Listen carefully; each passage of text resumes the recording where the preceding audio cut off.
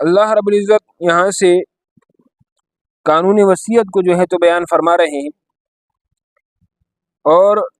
اس میں حکم یہ ہے کہ جب تم میں سے کوئی ایک فوت ہو رہا ہو تو وہ اپنے والدین کے لیے اور اپنے جو رشتہ دار ہیں ان کے لیے وصیت کر دے، بشرطیہ کہ اس نے مال چھوڑا ہو، بشرطیہ کہ اس نے مال چھوڑا ہو۔ اب یہاں پر پہلی بات یہ ہے کہ وصیت کا حکم رشتہ داروں کے لیے، ایک وہ رشتہ دار ہے جن کا اللہ رب العزت نے قرآن مجید میں حصہ مقرر کیا ہے، وارث جن کا حصہ مقرر ہے، ایک وہ ہے جن کا حصہ اللہ تعالیٰ نے قرآن مجید میں مقرر نہیں کیا ہے، اور پھر وصیت کتنی مقدار میں ہوگی، وصیت کتنی مقدار میں ہوگی۔ سب سے پہلی بات باجماع امت کا اس بات پر اجماع ہے کہ جب اللہ رب العزت نے رشتہ داروں کے حصے مقرر کر دیے کہ ماں کا اتنا ہے، باپ کا اتنا ہے، بیوی کا اتنا ہے، جب یہ آیت نازل ہو گئی اس کے بارے میں، تو اب اس کے بعد جو ہے تو ان رشتہ داروں کے لیے جو وارث بنیں گے وصیت کرنا درست نہیں ہے۔ نبی علیہ الصلوۃ والسلام نے خطبہ حجۃ الوداع کے موقع پر ارشاد فرمایا، ان اللہ تعالی اعطى لكل ذی حق حقہ فلا وصیت لوارث، اللہ تعالیٰ نے ہر حقدار کو اس کا حق دے دیا، اب وارث کے لیے کوئی وصیت نہیں، تو لہذا جس کا حصہ مقرر ہے اور اس کو وراثت ملے گی اس کے لیے وصیت کرنا اب جو ہے تو جائز نہیں۔ اور اسی طرح جو ہے تو دیگر جو رشتہ دار ہیں جن کا حصہ اللہ تعالیٰ نے مقرر نہیں کیا ہے ان کے لیے وصیت کرنا وہ فرض نہیں ہے، البتہ مستحب ہے۔ انسان دیکھ لے کہ میرا یہ رشتہ دار یہ غریب ہے اور جو ہے تو اس کا گزارا اچھا نہیں ہوتا ہے تو اس کے لیے کچھ نہ کچھ وصیت کر دے، اور اس میں یہ بھی نہ ہو کہ ایسی وصیت کرے جس کی وجہ سے اس کے وارثوں کو نقصان ہو۔ اللہ رب العزت نے ارشاد فرمایا کہ اگر کوئی شخص وصیت کرنے والے کی طرف سے خوف کرے،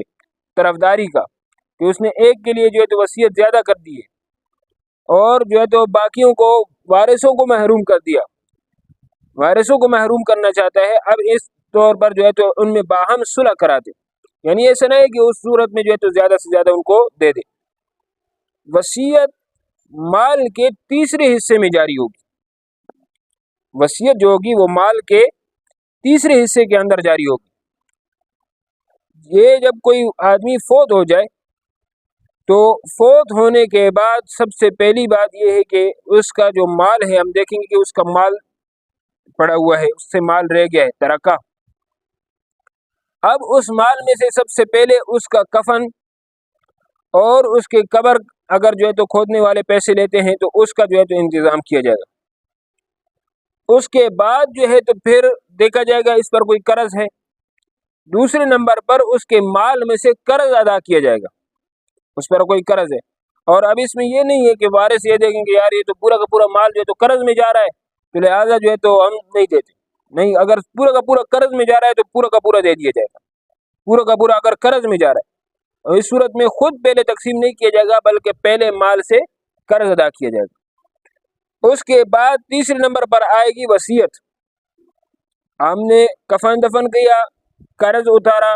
قرض اتارنے کے بعد اب جو ہے تو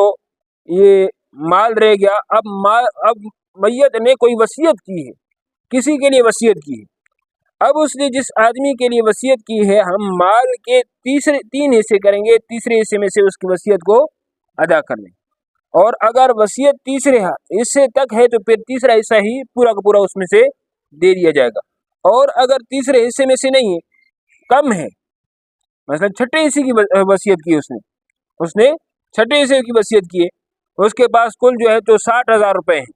اس نے کہا کہ میرا جو ہے تو اس میں سے 10,000 روپے آپ کیا کر دیں فلاں شخص کے لیے وصیت کر دیں، اب اس صورت میں 10,000 روپے اس میں سے کیا کیے جائیں گے، دیے جائیں گے۔ اب یہ نہیں ہے کہ ہم کہیں کہ لازمی جو ہے تو 20,000 روپے دو، کیونکہ اس کے جو تیسرا حصہ کیا بنتا ہے 20,000، اس کا مطلب یہ ہے کہ تیسرے حصے سے زیادہ آپ کسی کے لیے وصیت نہیں کر سکتے، تیسرے حصے سے کم وصیت کی جا سکتی ہے، تیسرے حصے سے زیادہ نہیں کی جا سکتی، تو لہٰذا تیسرا حصہ کیا کریں گے، تیسرے حصے تک اس کے لیے وصیت کرنا جائز ہے۔ اگر تیسرے حصے سے زیادہ وصیت ہے تو وہ وصیت جو ہے تو معتبر شمار نہیں کی جاتی ہے، پھر اس وصیت کو تیسرے حصے کے اندر ہی اس کو جو ہے تو وہ پورا کیا جاتا ہے، جس کے لیے جتنا حصہ پھر جو ہے تو جتنے جو ہے تو لوگ جن کے لیے وصیت کیے پھر ان پر تقسیم کیا جائے گا۔ بہرحال اس طرح اگر صورت پیش آ جائے تو پھر وہ بتا دیا جائے، پھر اس کے بعد اس کو جو ہے تو وہ کیا جائے گا، یا کسی علماء اور مفتیوں سے جو ہے تو اس کو پوچھ لیا جائے کہ بھئی یار یہ اب زیادہ بن رہی، تو اب اس کی کیا صورتحال ہوگی، تو پھر وہ آپ کو بتا دیں گے۔ تو بہرحال اس کے بعد جو ہے تو کیا کیا جائے گا، میراث کو ورثاء کے درمیان تقسیم کیا جائے گا۔ پہلے یہ 3 کام کیے جائیں گے، پہلے 3 کام کیے جائیں گے، میت کا کفن دفن، میت کے قرضے، اور اس کے بعد جو ہے تو میت کی وصیت کے بعد جو ہے تو اس جو کیا نام ہے کہ جو ورثاء ہیں وہ مال کو آپس میں تقسیم کر دیں۔ تو یہ جو ہے تو کیا ہوگی، ترتیب ہوگی۔ اب اللہ رب العزت ارشاد فرماتے ہیں کہ وصیت اس نے کی ہے، فمن بدلہ بعد ما سمعہ، تو جس نے سنی ہے اس نے جو ہے تو وصیت کو تبدیل کر دیا، کیونکہ یہ آدمی اس وقت کہتا ہے کہ صرف میں ہی ہوں، کوئی سن تو نہیں رہا نا، تو اس نے سنی ہوئی وصیت کو بعد میں چینج کر دیا، تبدیل کر دیا کہ نہیں جی اس طرح نہیں، اس طرح کا تھا۔ فَإِنَّمَا إِثْمُهُ عَلَى الَّذِينَ يُبَدِّلُونَهُ، تو اس کا گناہ اسی پر ہوگا جس نے اس وصیت کو تبدیل کیا ہے۔ اور اللہ رب العزت نے اگلا جملہ ارشاد فرمایا، ان اللہ سمیع علیم، یہ جو اکیلا شخص میت کے مرنے کے وقت اس کے کمرے میں اس کے پاس موجود تھا اور یہ کہتا ہے کہ باقی کوئی نہیں تھا، تو یہ خیال اپنے دماغ سے نکال دے، یہ خیال جو ہے تو اپنے دماغ سے نکال دے، کیونکہ ان اللہ سمیع،